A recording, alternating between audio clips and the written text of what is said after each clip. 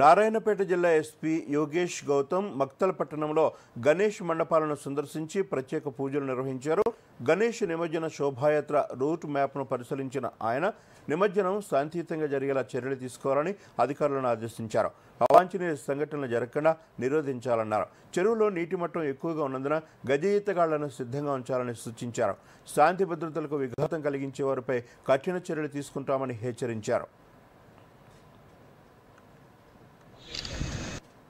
5 Vinayak festival సంబంధించి ఈరోజు మక్తల్ ప్రాంతంకి రావడం జరిగింది.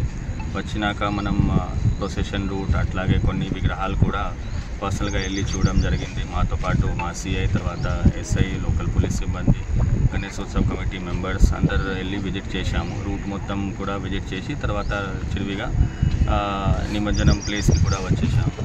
ఇక్కడ ఇవన్నీ ఏర్పాట్లు, తర్వాత cleanliness, sanitation as well as lighting అవన్నీ ఏర్పాట్లు జరుగుతుంది. దాని సంబంధించి కలెక్టర్ మేడం ఆధ్వర్యంలో పీస్ కమిటీ మీటింగ్లో కూడా ఇన్స్ట్రక్షన్స్ ఇవ్వడం జరిగింది ఇంతకుముందే. అట్లాగే రూట్స్లో కూడా ఏదైతే గుంతలు ఉన్నాయో అవన్నీ కూడా వర్క్ జరుగుతున్నది. ఏమైనా ఉంటే అది కూడా మనం తెప్పించి పోలీస్ కోఆర్డినేట్ చేస్తూ, వేరే డిపార్ట్మెంట్తో కోఆర్డినేట్ చేస్తూ అన్నీ చేస్తున్నాం.